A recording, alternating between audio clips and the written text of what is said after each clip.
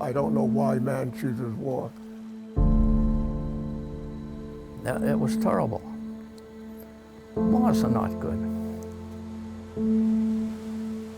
We just did our duty and pray the Lord. Son of a gun. They fired at you, you fired at them. If we had, the United States had one good war, that was it. It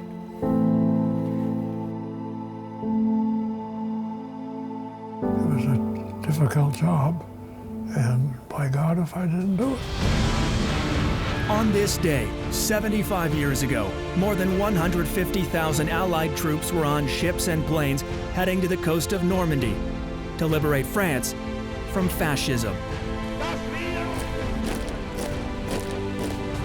Thousands never made it off the beaches, many never even reached the shore. But it was a success, now known as the beginning of the end of World War II. We're at the International Museum of World War II in Natick, Massachusetts, where visitors come face to face with history. When the war ended, not many men talked about it, and the sad reality is that memories of the war are disappearing, with hundreds of World War II veterans dying every day. Tonight, you'll meet 6 men from the greatest generation who shared their stories of triumph and horror.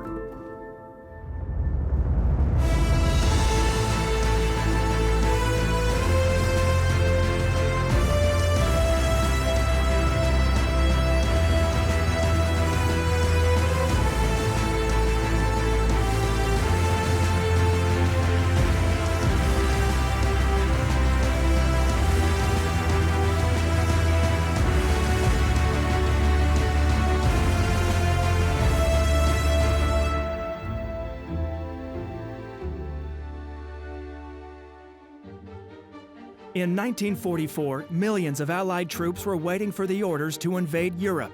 The mission: liberate Nazi-occupied France.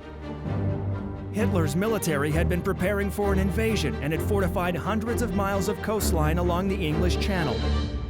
On the morning of June 6, 1944, Operation Overlord was underway. Destination: Normandy. Soldiers, sailors, and airmen of the Allied Expeditionary Force, you are about to embark upon the great crusade toward which we have striven these many months. The eyes of the world are upon you. The hopes and prayers of liberty-loving people everywhere march with you. 5 landing beaches were chosen along a 50-mile stretch of coastline, codenamed Sword, Juno, Gold, Omaha, and Utah. It was the largest amphibious assault in history, more than 5,000 ships and 13,000 aircraft. Ladies and gentlemen, this is New York, NBC Newsroom again. Men and women of the United States, this is a momentous hour in world history. This is the invasion of Hitler's Europe. That's who we were after, Hitler and all his henchmen. On the morning of June 6th, Arthur Rose was on the first wave of ships heading to the coast. And there was this whole vast armada heading in the same direction. Oh, it was unbelievable. He grew up in North Dakota, and at age 24, he joined the Navy to avoid being drafted into the Army. I didn't want to slog in the mud in the Army. I'd like a clean ship if I had to go. He went into the so-called 90-Day Wonder program, and after 3 months of officer training, he became a staff engineer. If a ship broke down, if a diesel engine went out, I'd have to see that it got repaired. By March of 1944, Rose was in England. For the next few months, it was all training for the invasion, which was originally planned for June 5th. The invasion should have happened a day earlier. We went out from Portsmouth, and it was so stormy, had to come back. It must have been traumatic for Eisenhower. And so the next day we went out and crossed the channel. It was still stormy, but I guess it wasn't as stormy. He describes his uncertainty ahead of D-Day in a letter he wrote to his family after the invasion. Dear Mom, Dad, and kids, it came one day. D-Day will be in June 6th. What a feeling that is. I probably can't describe it. Not fear, not excitement, not relief. Just a funny feeling in the stomach. A nervousness, edginess, and expectancy. What could I do in an invasion? Pull engines in the middle of a battle? Change injectors on a hot beachhead? Weld a hole in a bow? No, I wouldn't go. I would come along after the smoke cleared from the battlefield, the wreckage, the danger would all be past. I would come in and then take over. But that was not to be. Hours before the assault, he was off the coast of Normandy with other officers waiting. Guns from battleships shooting to the shore, and I saw the explosions over there.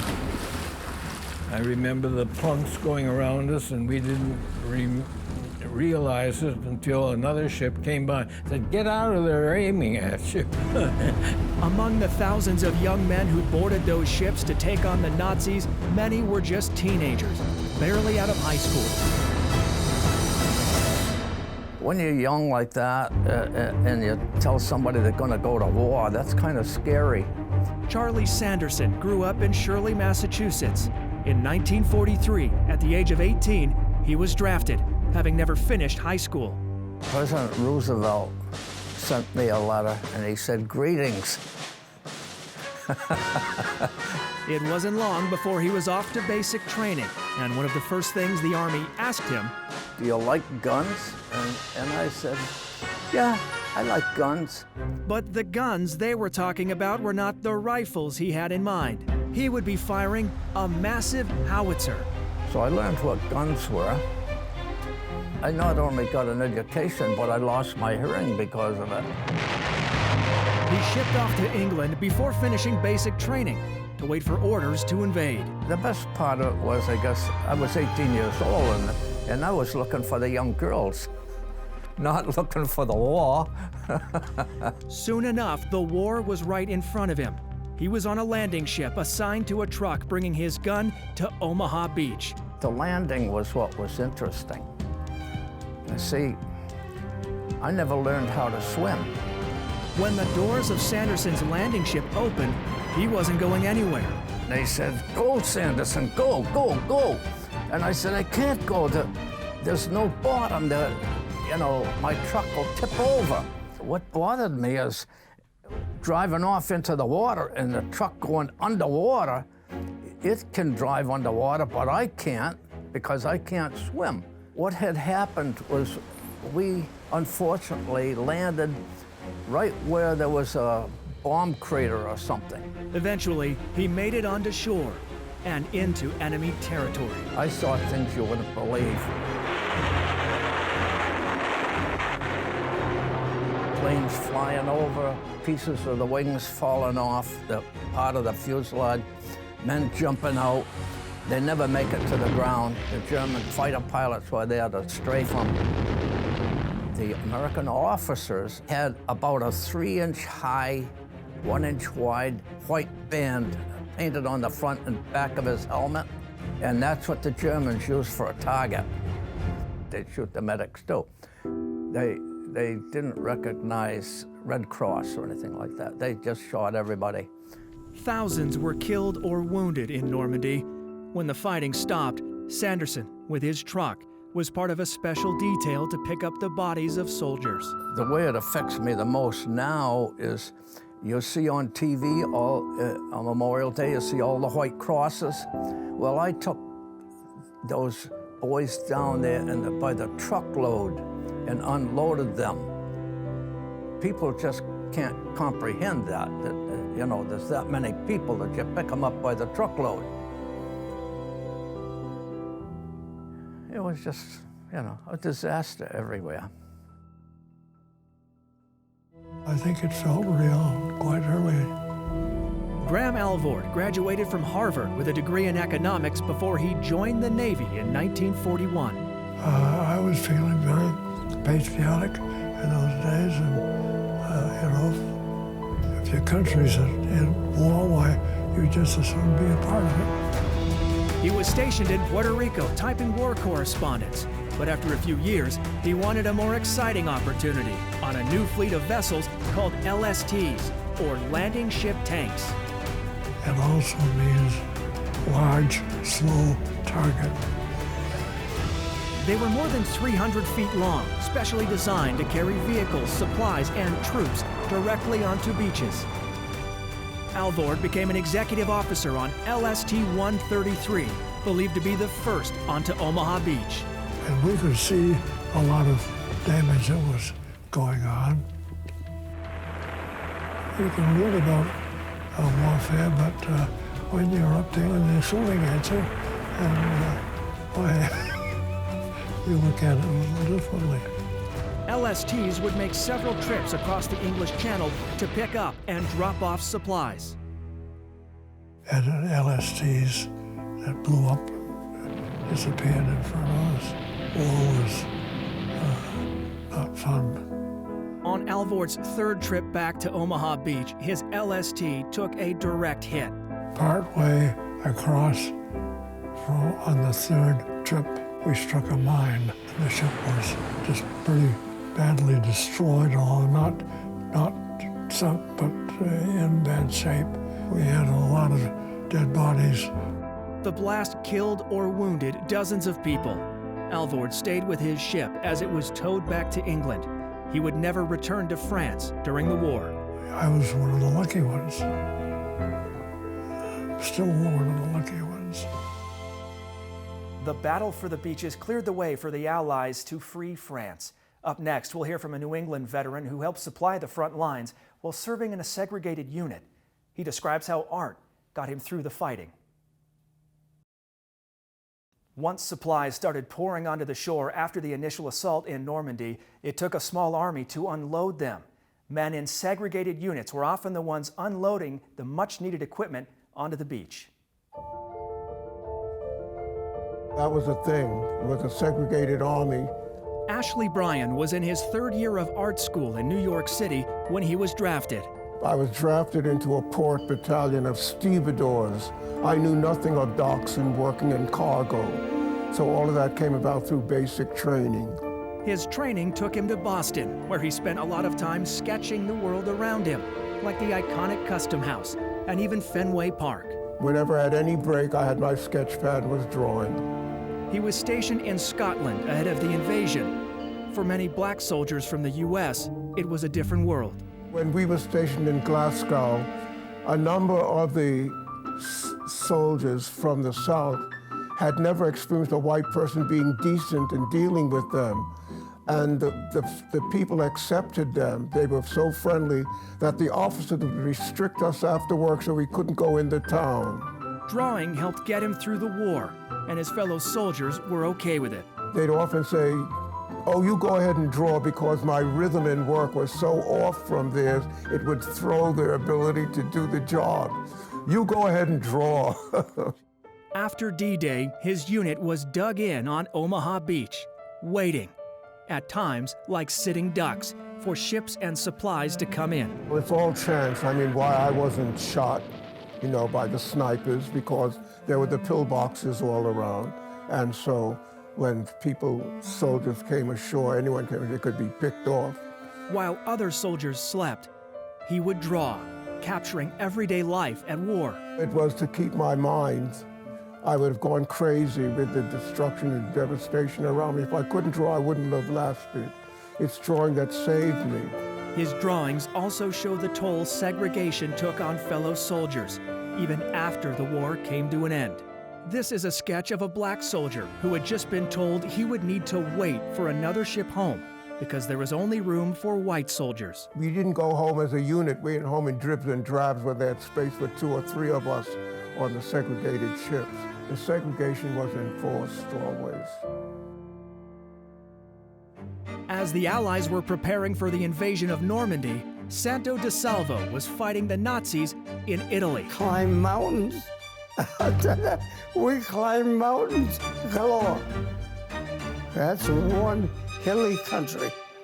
Di Salvo grew up in Fitchburg, Massachusetts, and was drafted when he was barely 20 years old. Right on my birthday. Right on my birthday. Before heading to basic training, he was more concerned about failing his physical and not being able to do his part in the war. I didn't want to fail my test. I took my training very seriously. By December of 1943, he was in San Pietro, where the Germans were relentlessly shelling the Allies. No matter what division tried, you know, nobody made it. I actually saw human pieces flying through the air. I couldn't believe it. And then I got wounded myself. While DeSalvo was recovering off the front lines, the Allies took San Pietro, a critical victory. Lost a lot of men at San Pietro. Italy was aligned with Nazi Germany during the war, and the fighting took its toll on soldiers like DeSalvo, the son of Sicilian immigrants. To fight us now, they'd be fighting their brother or their uncle, or, you know, a lot of Italians out here. From Italy, DeSalvo made his way into France in the fall of 1944 and was part of the second D-Day invasion. Operation Overlord had already happened in Normandy, and as the Allies marched across northern France, Operation Anvil attacked the Germans from the south.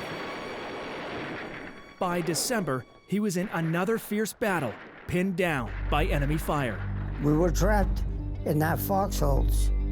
The machine gun was strafing the area, you know. So as it got dark, I got the idea of, since you couldn't throw a hand grenade that far, shoot it in the rifle. The following morning, when we got up to move forward, yeah, there were 3 guys out there, so they must have got hit from the shrapnel from my grenades. While he didn't think much of his actions, the U.S. Army did, and he was awarded the Distinguished Service Cross for single-handedly capturing the enemy emplacement. I'll tell you, at the time, all you're thinking of, I can't be trapped here forever. The Distinguished Service Cross is our nation's second highest military decoration, behind only the Medal of Honor. In 1942, more than 3 million soldiers were in the U.S. Army. Fern Frechette was 22, drafted just 2 months after his wedding. That came to my mind. I'm going to war. Am I coming home? This quiet, soft-spoken man was destined for France. His life-changing tour of duty began in Normandy. We had so many ships out there. I mean, it's almost impossible to talk about it. Frechette was with General George Patton's Third Army. His job was top secret at the time and involved intercepting codes from the Germans. Intercept code, and then I would pass it over to the decipher, and he would come up with the idea what we're going to do. He and the other code interceptors could warn Allied troops of enemy movements, but he didn't always have a warning. This plane came over the horizon, you know, and he just came real low, and he shot at us, the son of a gun. I was inside of the truck, and when he started to shoot, I jumped out of the truck and jumped underneath the truck. After he had gone by, I noticed I was just under the gas tank. Oh boy, that's when I started to shake. Oh, I was scared as hell. At the end of 1944, Frechette was heading to the Ardennes region of France. It was the beginning of the Battle of the Bulge. The weather was brutal, the ground frozen, and Allied troops were dug in. One night, as Frechette was in a Jeep heading down a road, an explosion caused the driver to slam on the brakes. My helmet came down and broke my nose. Oh, Jesus. It was bad. So bad, he had to leave the front lines for surgery, if you can even call it that. I had a bone sticking out of the nose. So he took tweezers and he pushed it out of my nose. Oh, I can almost feel it now. God. Frechette stayed behind as the Third Army advanced right towards Charlie Sanderson, whose unit was surrounded. We had a gun position and the Germans came all around us. Sanderson remembers his lieutenant's grim warning as the enemy approached. So the first man that turns around, I'll shoot him in the back. We're going to fight to the last man. The Allied troops were cold and exhausted. Then, one day came a welcome sight. General Patton and the Third Army. Old Blood and Guts came in with his tanks. Patton with his tanks. He's the one that saved us. The Battle of the Bulge was a decisive victory for the Allies. The Germans' last push was a failure. They never recovered. By spring of 1945, as the war was coming to an end, Frechette had rejoined his unit in time to witness what Hitler's army had been doing off the battlefield. After we got to the concentration camps, then we saw what was going on. That was something to see. Inside Buchenwald, one of the largest concentration camps, Jews, political prisoners, and even American POWs were worked and starved to death, or simply killed. I did run into some Americans, and were they happy to see us? Oh my God. I never see guys, they just grab you and hug the hell out of you. Inside the camps, Frechette and others were armed with cameras. What he saw through the lens has haunted him for decades. I was just happy I had a camera. Gee whiz, what a mess that was. Gee, it was so bad. These wagon full of bodies. There's human ashes, crematories. Jesus. When I think about it, I start shaking, I start crying.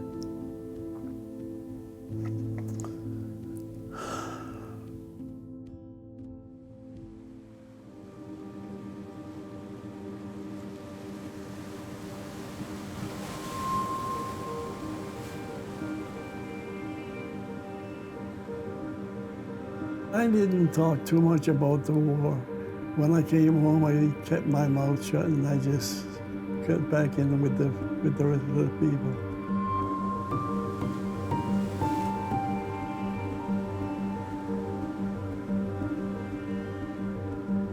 When you first come home from a war, you've seen so much of that stuff that you don't want anything more to do with it, you know. But as time goes on, it heals.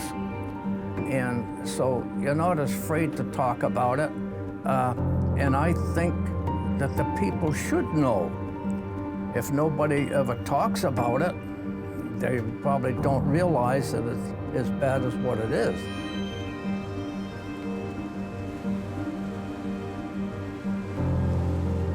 That's one of the things we try to understand in life, why people take issues to put others down.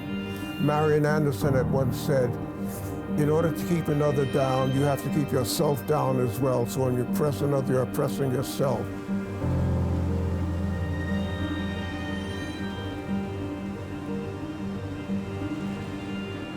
This letter that was discovered just recently brought back a lot, but before that, I think it was just another day, every D-Day.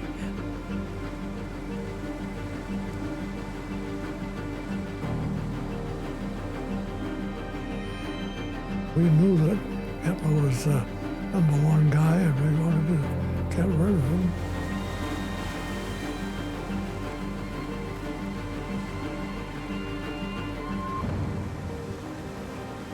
It's the younger generation that are writing books and, following up and getting information on World War II. Because there ain't a lot to be known. Nobody talked about it.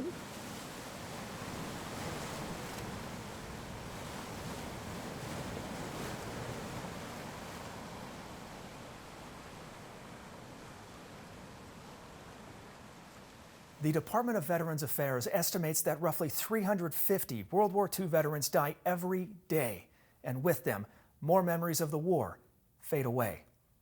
I'm Nick Emmons. Thank you for watching D-Day 75, New England's Heroes.